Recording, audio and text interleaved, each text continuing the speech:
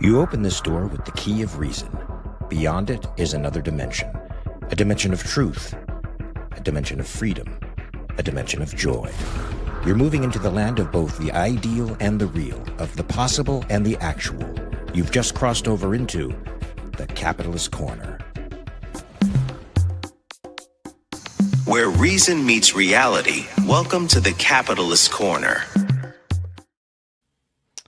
Welcome to the Capitalist Corner. I'm your host, Michael Liebowitz, and hopefully we'll have a great show here today. Let me zip this on over to Mark so that he hopefully will do what he's supposed to and share it. How's everybody doing today? I'm a little tired. So what do I got to do? What's Mark usually ask me? First thing, super chats, super stickers. Let's get right to it. Love them. We've got a great episode out of the Michael Liebowitz show right now. I debated a PhD in physics and mathematics, Andrei Graykov. Great debate on free will versus determinism. That's out there now.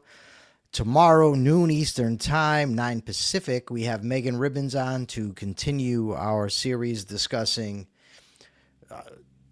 scientists, people who impacted science. That should be great. Don't forget Sunday, 11 a.m., members only stuff. Now I can tell you that I'm a little tired today. I feel like run down. You ever have that feeling where you're just like... And let me just say this, right? People tell me frequently, you really need to do something about your sleep. Oh, well, I hadn't considered that. Thank you. Because I was just under the assumption that I would just lay awake at night. Or is it lie awake? Who cares? But, so that's what's going on. I'm a little sluggish, so I apologize if I'm not my normal effervescent self. So what's happening here in the world? Well, we talked about these flock cameras, right? That they track your license plate and whatnot. So there's been some developments in relation to these flock cameras. Flock safety, this is from 1440, one of my favorite sources of news. Flock Safety announced new privacy restrictions yesterday for its automated license plate readers following scrutiny over privacy and police misuse. The company will require automated audits and case codes for searches and reduce its default data retention period from 30 days to 7. And Mark was right yesterday. I told him I didn't know when he asked, but these changes follow reports of officers using the AI-powered system for personal surveillance, including stalking romantic partners. Now, I don't know if you could actually stalk a romantic partner, right? If you're stalking somebody, they're probably not your romantic partner. But anyways, it says an investigation identified at least 50 officers accused of misusing plate reader systems. 46 of those involve flocks.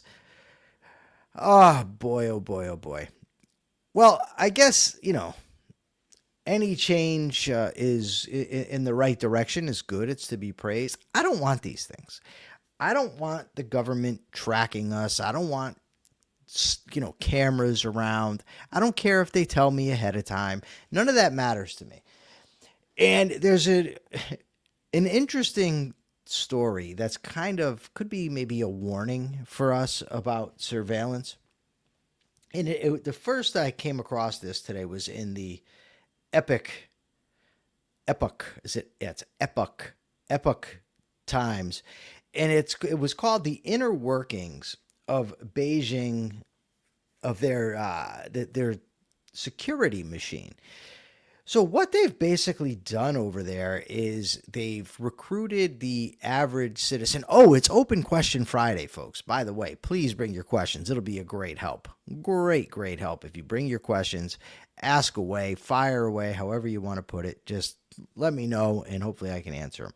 But anyway, so they over there, they basically recruit the citizens. I don't know if recruit is really the best way to put this, because you're probably scared for your life and that's why you do it. But it turns ordinary citizens into surveillance participants. So you're always on edge. Who's watching me? What are they watching me for? What are they going to report? The 2017 National Intelligence Law requires all citizens and organizations to support, assist, and cooperate with state intelligence work when asked. Boy, oh boy. Boy, oh boy, oh boy. Yeah. It's the law. You have to cooperate with the government.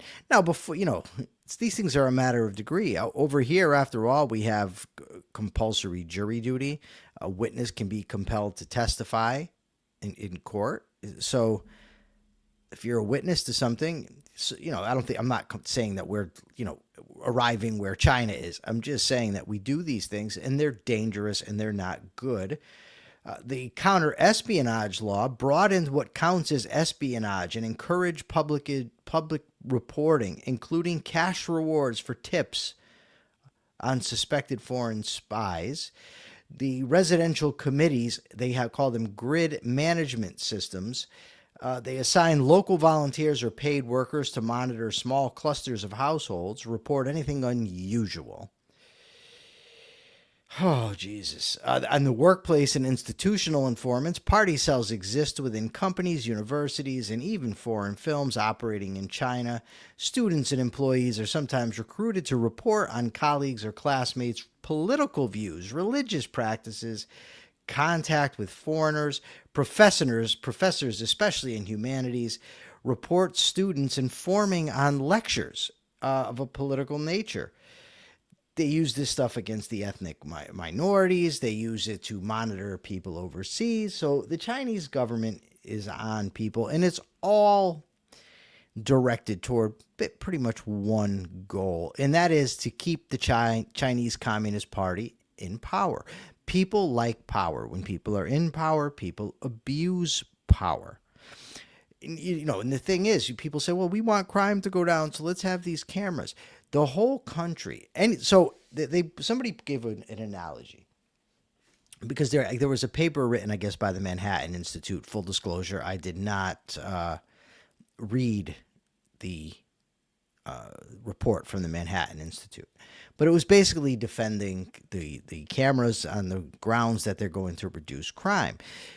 So the author said, well, you could reduce the chances of your home being burglarized by having the state just point cameras at your front door, right? But most of us wouldn't want that. We don't want the state spying on us. The point being that, yeah, there's always things that you can do to prevent crime, but you're looking at only one side of the ledger, because the other side of the ledger is you're giving up your privacy, and who knows what else is coming down the line, right?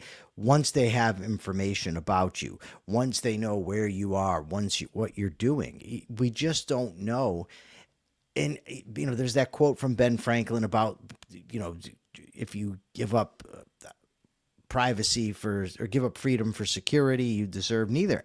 And I don't know exactly what he said and exactly what the context was, but the principle to me is clear. And that is that with freedom comes risk. With life comes risk. There's nothing you could ever do to obviate all risk in life.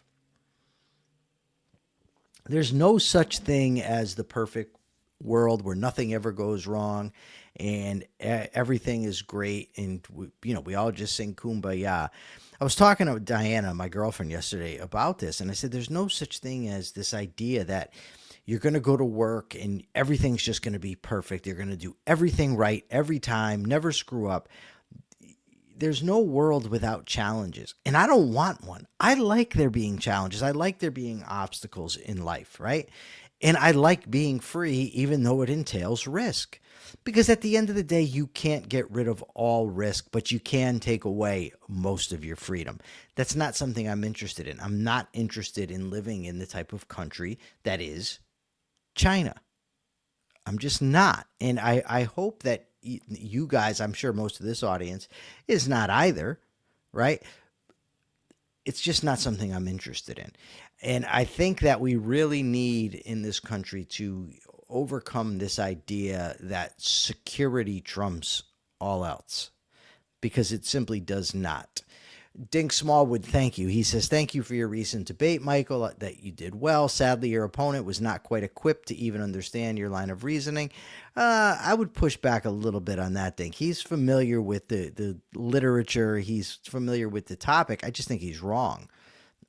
I think that people, I don't know how to put this so it's not, so when you think people that tend to think in terms of science, and I'm a big fan of science, don't get me wrong, but I think that they don't like to have anything that's not explainable to, when it comes right down to it, to determinism, to necessary and efficient causes for every single thing that happens. Everything's predictable. I don't know. It just seems that way to me. Von Mises wrote about this years ago in relation to economics, where people wanted to put economics on the same grounding as physics, the same methodology, the same thinking, and it just doesn't work because in economics you have human beings making decisions. Here comes Megan. Megan, I know not all scientists are determinists, which is why I said tens. Megan's awesome. She's going to be on tomorrow with me to give me a hard time. Megan, why don't you type the name of those scientists into the chat so everybody can see who we're going to be talking about. Dink Smallwood says he sounded like me when I was still struggling with determinism. I thought that everything had to be proven by the scientific method. I didn't get axioms, and neither did your opponent. I can go with that. Mal Piggy and Swammerdam are going to be the scientists that we're talking about. One time I thought myself into what I thought might be actual insanity on this free will thing. I just couldn't. I was in an obsessive loop because I do struggle with a little OCD, and I just couldn't end it. I couldn't cinch it out. I kept going. Well, if everything has a cause, the choice has to have a cause. But then I said, well, if every choice has a cause, then all my thinking is, and then oh my God, it was awful. It was awful. I mean, I read so much material on this subject trying to get out of that. And a friend of mine told me that he had a similar experience once. He said that he thought, how can I prove that I exist? And he said it almost drove him nuts. And the common denominator, the common point with free will there is obviously both my existence, right? The idea that I'm going to prove something. So I'm going to prove I exist, but proving something entails I exist, right? It presupposes it, and proving things presupposes free will as well. So we're going to be discussing Malpighi, Swammerdam, and Leeuwenhoek. These guys have some tough names there. I'm not, I don't know. But I enjoy the debates. Jim Valiant says I cleaned his clock. I didn't know he had a clock. I'm just kidding. Bad joke. Bad joke, Mike. Where was I going to go with this? Oh, there was another article today. Let me see. Let me go get this article. Leeuwenhoek. Oh, here comes Jim Valiant. Leeuwenhoek. There was an article up in the Independent today, and the article is called "You Can Buy a Mansion, but Can You Really Own It?" And the point of this is that, so property and inheritance is what it says. I'll give you some quotes.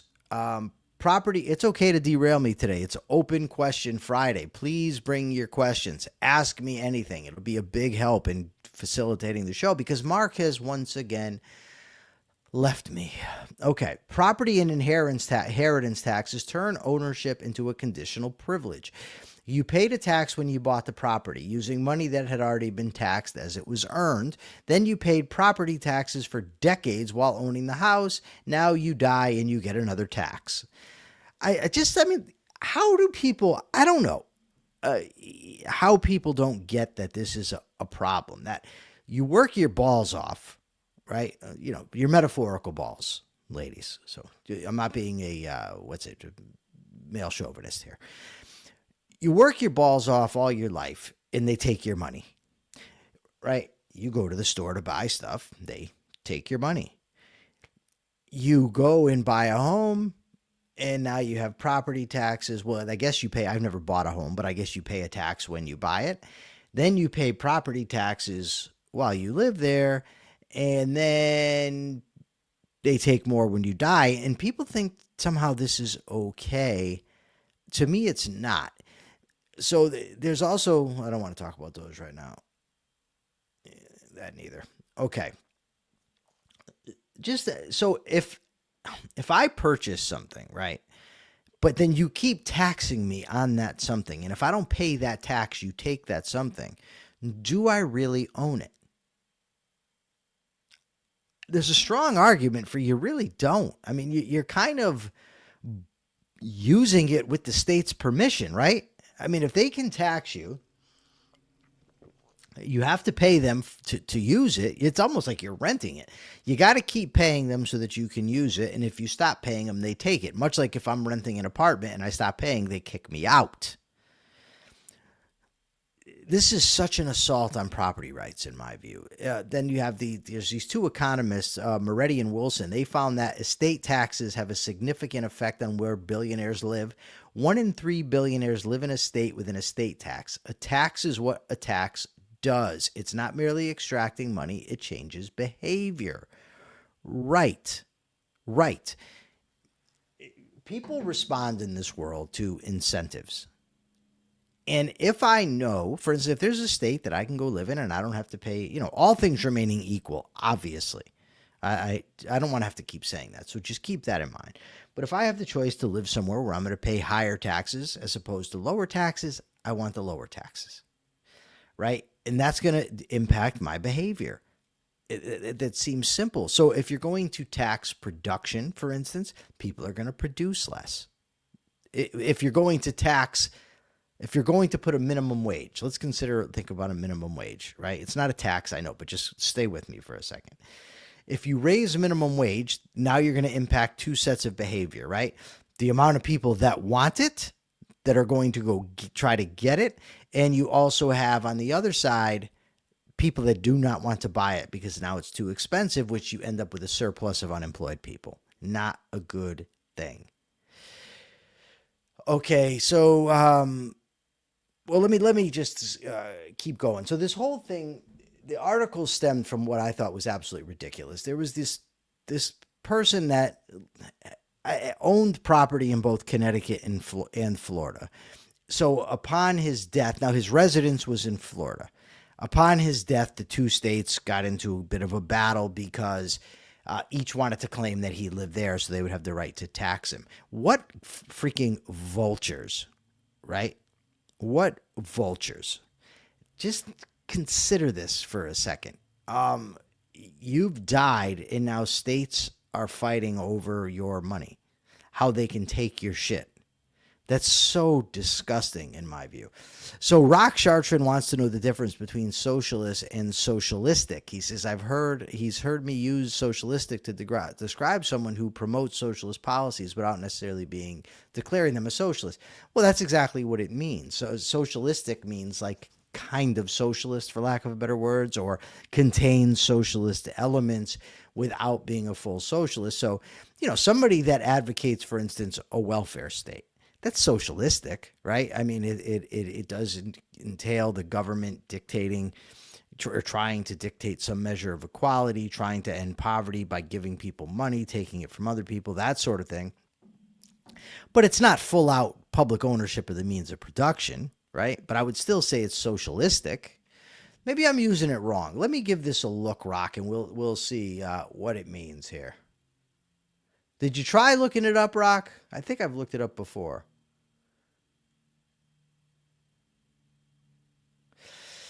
Yes, I used it correct. Socialistic is an adjective that describes things relating to, supporting, or tending toward socialism.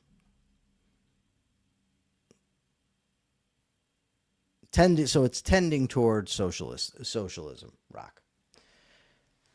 Any more questions? Bring the questions. Akira Felix says utilitarianism is socialistic, but not socialism. I don't even know that it's socialistic, Akira. I think that a strong argument can be made that capitalist society would produce the greatest happiness for the greatest number.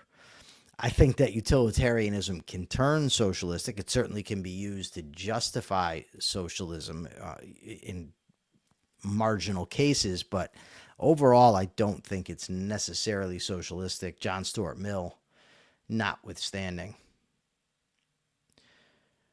So what do you guys think about that anyway? This idea that the government taxes you on your property, taxes you on your income, taxes you when you go to the store, and then taxes you when you die. Is that ownership? Is that property rights? If the government can take your property if you don't pay them a fee, does that entail non-ownership? So Dink Smallwood says utilitarianism cannot consistently defend capitalism. Why not? Tell me why not, Dink Smallwood. Why can't it consistently defend capitalism? Mind you, I'm not saying utilitarian arguments are the best capitalist arguments or even good capitalist arguments. I'm asking you why you think it can't consistently defend capitalism. Captain Chandler says acknowledging the utility of a political system isn't necessarily utilitarianism. We can do this all day. Well, utilitarianism, though, is a specific philosophy. It's a specific standard of morality, Captain Chandler. It's not just has utility, right? It entails the greatest benefit or the greatest happiness to the greatest number. So ultimately, it's a garbage philosophy. I'm not trying to defend it. All I'm saying is that it doesn't necessarily mean you're going to be advocating socialism. What it does mean is that if it could be shown that the initiation of force, for instance, against one person would bring the greatest benefit to the most amount of people, then that would be justified. Right? So it would justify things. Things would be justified under it that wouldn't be justified under an egoistic framework. Let me see what else we've got here. The ends justifies the means. Yes, Robert. Let me see. Megan says, which is worse? Taxes, disincentives to work, the wealth wasted on bureaucracy, or the things government supports with the tax money. The worst part of taxes is something you did not list, and in that they're predicated on the initiation of force. They're predicated on threatening somebody with imprisonment if that person doesn't give up their loot. But after that, I think that all three of those are in the running. I don't know which is the worst. There was a good question here. Rock Chartrand says, my impression is that most socialists aren't all that consistent. By this standard, you could call most socialist countries socialists, socialist countries socialists, despite describing themselves as, I don't understand your question. If you're saying that I can call them socialistic, the problem here is socialism means specific things. And this is the problem with watering down language and starting to use terms to mean things that they were never intended to mean or that they've never meant in history. Socialism means public ownership of the means of production. Full stop. That's what the term means, right? So if you don't have that, you don't have socialism. You can have countries that are more or less socialistic. You could have countries that have heavy socialist elements without being full-blown socialist. But to be fully socialist means something. So when a communist says, for instance, there's never been a fully communist country, they have a point, right? And when a capitalist says there's never been a fully capitalist country, the capitalist has a point. But what we do have is we do know that the more capitalist the country is, the better off the people are. And we know that the more socialist the country is, the worse off the people are. We have real world experiments, or, as close as you can come to real world experiments on this stuff. When you think about North Korea, South Korea, East Germany, West Germany, Hong Kong in mainland China, Taiwan in mainland China. In all of these instances, the capitalist or the more capitalist countries outproduce the countries that are more towards socialism. If you look at Cuba, you look at the Cubans in Miami and how well they do and compare them to the Cubans in Cuba. You're talking about same demographics, same ethnicity, same layout, basically, the land. They're very similar in terms of temperature and whatnot. And look how much they're outperformed. I mean, it's not even a close thing. Let me scroll down, see if Rock has said anything else.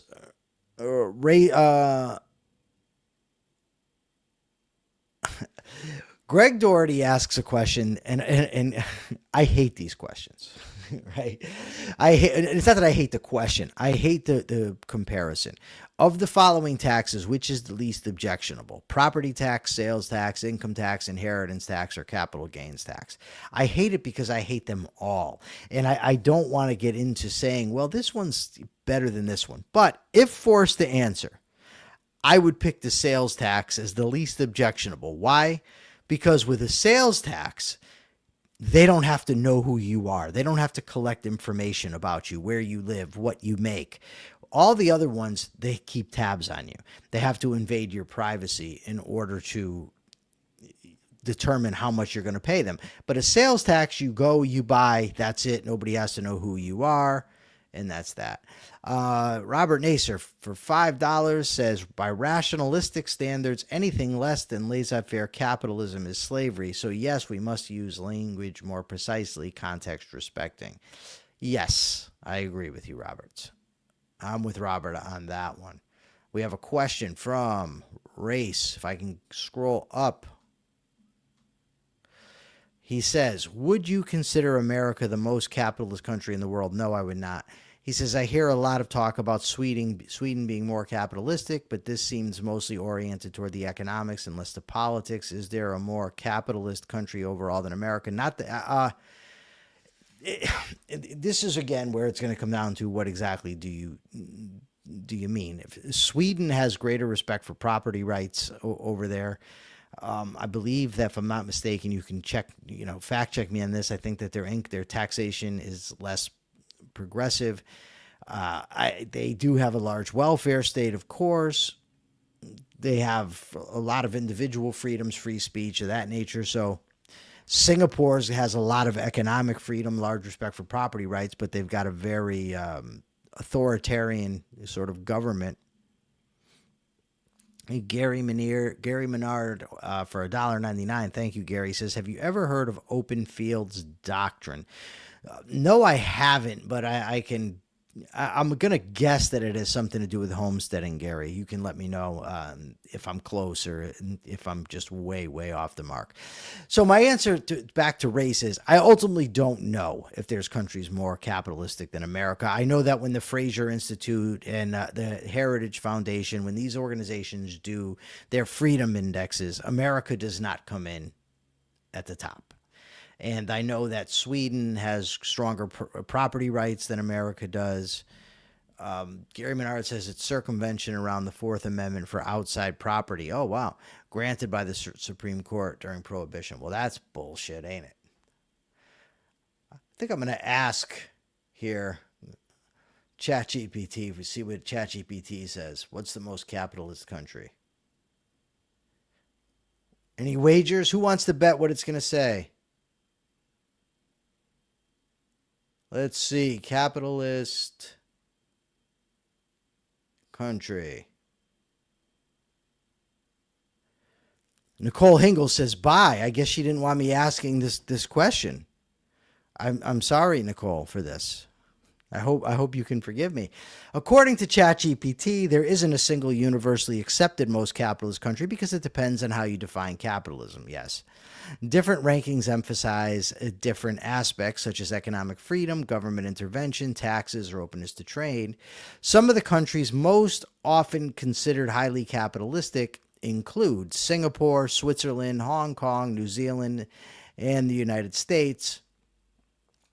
If you're referring to pure free market capitalism with minimal government intervention, Singapore is often considered the closest example among major economies. However, if you define capitalism strictly as private ownership with very little state ownership, Switzerland is also a leading contender. So by most international measures of economic freedom, Singapore, Switzerland, and New Zealand are ahead of the United States. So that's the answer to that race. What was this other story that Manu sent me? Remember Manu? She used to come here, but she stopped. But she sent me a story today about, let me see if I can't find it here. She sent me a story about education in colleges that, let me get the exact headline. This is from the Seattle Times. To improve student mental health, University of Michigan eases grading. The University of Michigan will replace traditional letter grades for some first semester freshmen with a pass-fail style grade to more gently ease new students into academic life. Oh boy, oh boy, oh boy, oh boy, oh boy. Really? That we're going to do away with grade systems because it's negatively impacting mental health of the students? This just seems like coddling. I might be just some, old man at this point who doesn't understand. I grant that. You're not going to, I'm not going to say no, that's not the case. It just seems like if you can't handle getting A's, B's, and C's, then I don't know. I don't know. I mean, how soft are you? And what kind of softness are we coddling with this? Furthermore, how many of you have ever watched this show, Last Man Standing, with Tim Allen? I used to watch it all the time. It was a great, great show. And there was an episode where his daughter, now I can't remember what the daughter's name was, doesn't matter. But his daughter was getting a bad grade in her geometry class. And the mother goes to see the teacher, who was played by Michael Gross, who used to be the dad on Family Ties. So he's the teacher, Eve. That was her name, Eve Baxter. So he goes and he's talking to, she goes right to the mother and talks to the teacher and says, do you have to be so hard on her? Can't you give her a break on this? All right. So the response, and I wish I had it remembered verbatim, but I don't. But it was classic in my view. It was just a perfect response. The guy says, every day I drive to work, I pass over whatever the name of the bridge was. And he says, and every day I pass by that bridge, I hope this bridge was built by somebody whose teacher insisted on accuracy, that graded very stringently, that wasn't just handing out better grades to cater to parents, that sort of thing. And if you think about it in those terms, I mean, what bridge do you want to go over? Do you want to go over the bridge designed by the guy who had a teacher that made the class actually earn A's, so that they knew what to give these people, so employers know? Or do you want the guy whose teacher gave them a satisfactory or a fail? To me, it's quite clear. And then the article goes on to say, in many courses at Brown University, a student can choose. The student can choose between two grading options, according to the university's office of the registrar. One is a grade of A, B, C, or no credit. The other is a grade of satisfactory or no credit. Great. I think it's a bad idea. If it's a private university, they can do whatever the hell they want. But I don't like it. I don't like it. Rock Chartrand says, are some countries genuinely better at running welfare states than America, or is the idea that they succeed simply because they embrace welfare more fully a misleading story American socialists use? So there's a famous quote from Milton Friedman about Sweden. And I don't remember the exact quote. You can look it up. But he was asked, why are there in Sweden, they have a very low poverty rate. And Milton Friedman said, yeah, and in America, the Swedish have a very low poverty rate as well. His point was that culture matters, right? That if you have a culture that's based on hard work, where people don't just take things.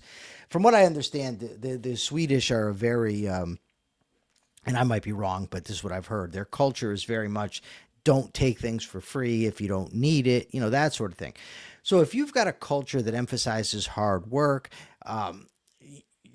is antagonistic to the idea of going and getting handouts, it probably wouldn't turn out as bad as a culture where you're lazy and you like free shit, right? So whether that means the government's better at running a welfare state, I don't think that's the case. I think that there's a difference amongst people and how people think, behave, and plan for the future. Mr. Deagle says, if you are passionate about your career, as Howard Rourke was about architecture, but your career gets wiped out by a new technology, what should your attitude be towards that technology, and how should you move forward? Oh God, that's an interesting question. What I would say, and this is off the cuff, Mr. Deagle, so I may change my mind, but off the cuff, what I would say is, if you look at a Howard Rourke, what he's passionate about fundamentally, right? He's fundamentally passionate about designing and seeing his designs become built, creation, creativity, that sort of thing. So architecture isn't the only field that offers that. So if there were a case where architecture was replaced by technology, I would say he could use his desires and his talents to go somewhere else. The thing you don't do is put that career, that specific application of your talents and your skills and your desires above what's primary. Primary in an ethical system is your life, my life, everybody's individual life, right? Is their primary. Man's life is the standard of value. So if something comes along and makes your current job obsolete, you don't just stop and say, oh, well, I guess I don't have a job anymore. You have to find something. You have to redirect your passion, redirect your skill. It might be something similar, but I mean, you could really push me and say, well, what if you just could do nothing that was even, remotely associated with it or like it? Then I would say, get new desires, learn, take it as a challenge, an opportunity to grow, to go in a new direction. That's what I would say. Rock Chartrand says, what is your opinion of Norway's sovereign wealth fund? Do you see it as a good model for managing government revenue? God, I don't like the government doing any of this shit, right? The problem is that we're in this position. Like, for instance, if somebody were to ask me, do you support government vouchers? My answer is, well, what's the context? Do I think government, the voucher system for education would be my ideal model? No, it would not. Do I think that it would be better than what we currently have? I do, because I think there would be choice, there would be competition, and that usually makes things better, right? But I ultimately want the government out of education. So similarly, if you've got this sovereign wealth fund, and if I'm not mistaken, it has to do with oil revenue from the country, Rock. But again, you're taking me way out in deep water here. But if you have the choice between this wealth fund where everybody gets, the money distributed to them equally or whatever, and that's going to lower taxes, let's say. Well, then, yeah, it's better to do that than tax everybody to death, but it would be better to not do it at all. That's the way that I think about that sort of thing. Race R. Jacobson says, as one opportunity closes, many more would still be available to O'Rourke, less so to A. Keating. Yes.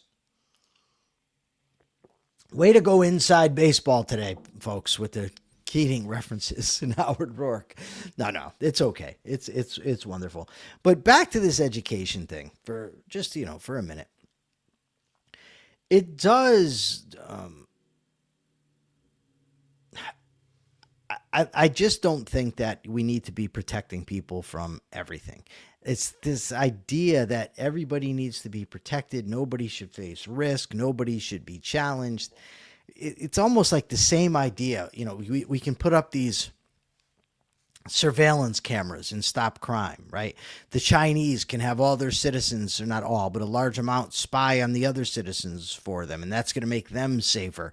Or we can give kids satisfactory instead of letter grades because it's going to protect their feelings. Life can be tough, and you can't be protected from it all. It's almost like that immune system thing, right? Where they say that people who grow up always washing their hands with the spick and span house and all that, and don't go and expose themselves to germs, end up with weak immune systems. And I think there's probably something analogous in some way to being protected from challenges or being protected from all risk. We need those things. We're human beings. That's how we thrive. That's how we survive. That's my take on it anyways. I feel like there was another article. Let me see. I feel like there was an article that I read and I'm not mentioning, and I hate when that happens. Let me go through here and see what I got. No.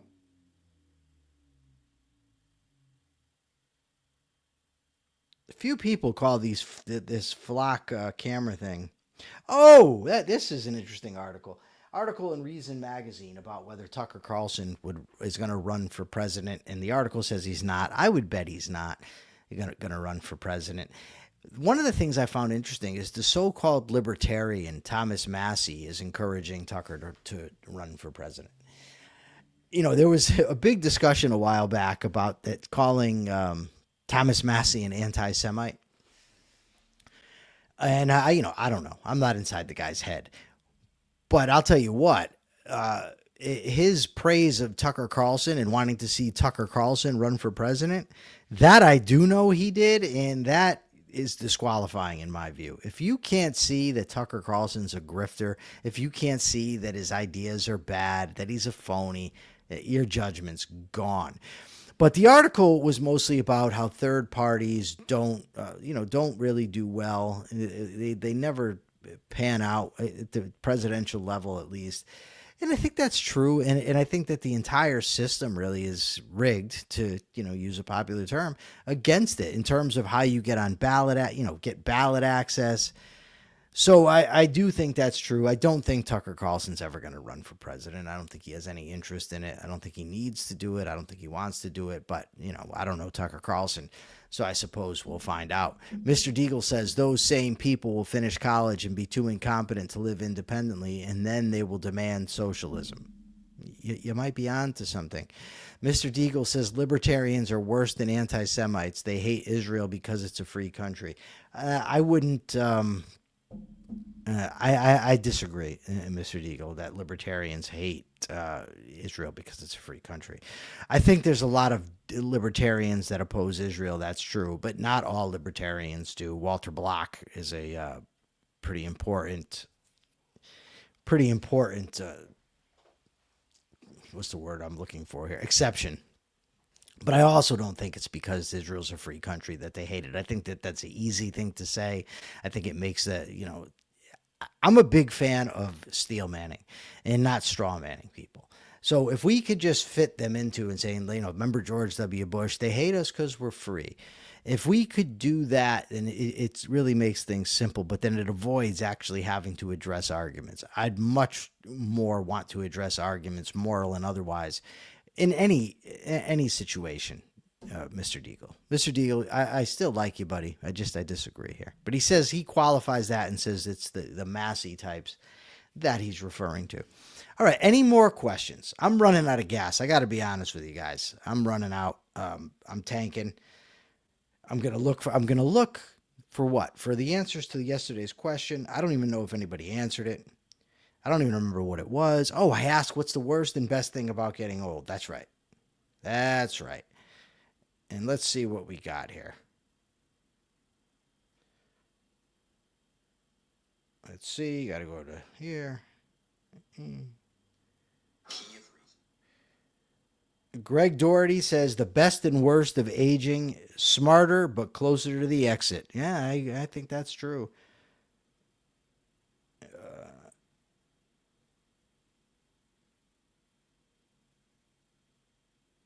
Thomas Hagg talks about not the electric shock gloves coming back again. He thought this was stopped decades ago. Okay, so let's see. What should be the capitalist thought of the day today? I think I'm going to use a creative analogy, even if it doesn't fit perfectly. How many people have ever heard the saying that if you feed a cat, it doesn't go away, it just keeps coming back? I think something similar can be said about granting the government power. That once you grant the government power, the power doesn't go away. They just want more and more and more and more. So you want to grant them the power to put up red light cameras? Okay, then come the speed cameras, then come the general surveillance cameras that are on lights. Who knows what's next? Are they going to put surveillance cameras on buildings to in each town to watch you? Is that really the kind of world that we want to live in? I think I'd rather get mugged. Matter of fact, I'm sure of it. I'd rather get mugged than have up one of these cameras, because I really think that being free, being able to live privately out of the government eye is of value. And I hope that you guys think so too, because we just keep heading in a bad direction. As much as I love technology, as much as I think it's great, I love AI, I think it's all great. It can, the proverbial saying, it can make for a great servant, but a horrible master. Well, we do not want the government using this to be our master. Okay, before I go, Rock has a question. He says, Rock, you were arguing with Justin Amash about this? Okay, about his complaint that data centers are avoiding taxes. I thought it was sounding more like Bernie than a libertarian. Thoughts? I don't know anything about the issue, Rock, so I'm not going to say it. I'm not gonna comment on it. It sounds interesting, but I don't know what the context is, what he's saying, or what. Maybe you get Justin Amash to debate me on something that he disagrees with me on. That would be great, since you're chatting it up with him. Okay, what question can I ask? Okay, my question is this: if you could live anywhere in the United States, where would it be? You can list the state, the city, the town, whatever. If you could live anywhere in the United States, where would it be? Please go to YouTube and answer the question. Helps with the algorithm. Also, for those of you joining from X, this is the Capitalist Corner. Normally, I'm joined by Mark Pellegrino. We do this show Monday through Friday, 12 Eastern Time, 9 Pacific. We talk about the news of the day from a pro-freedom, pro-capitalist perspective. But we also have other shows on this channel. It's the Rational Alternative channel on YouTube. Please go and subscribe. We have the Michael Liebowitz show up now. Right now I have a debate with Andrei Grekov. He's a physicist and a mathematician. We debated free will. Tomorrow, Megan Ribbons, PhD biologist, and I are going to be discussing some famous, or not so famous, but maybe they should be famous, the scientists, all kinds of stuff we got, and we're going to have more and more coming in the future. Okay, guys, I hope everybody has a wonderful weekend. Thank you for the super chats. Thank you for the conversation. Thank you for the comments. Let's see this. We have we have a question. So it's from Steve is there. He says, in a proper Ayn Rand style laissez-faire capitalist society with a minarchist government, what would be the proper response to an event like the COVID pandemic? And I would say the government should have nothing to do with it. Now, if you're going to push, not you, Steve, I mean anybody, and ask me, are there any circumstances and ever where I would say, okay, yes, you do need to lock down or something? Probably. COVID definitely was not it. And I would always, in my view, this is, not Ayn Rand's view, I'm just giving you my view. I'm always going to have the bent towards liberty, toward freedom, toward the government staying the hell out of things. That's always going to be where I'm going to lean. But again, I mean, you could probably come up with some scenario where I would say, yes, you do need to keep people apart. But I don't think we've ever faced that. I don't think we will face it. So that's my answer. Thanks for the question. All right, guys. Thank you all so very, very much. I hope you will join Megan Ribbons and I tomorrow, noon Eastern, on the Rational Alternative Weekend. Oh, peace, and check your premises.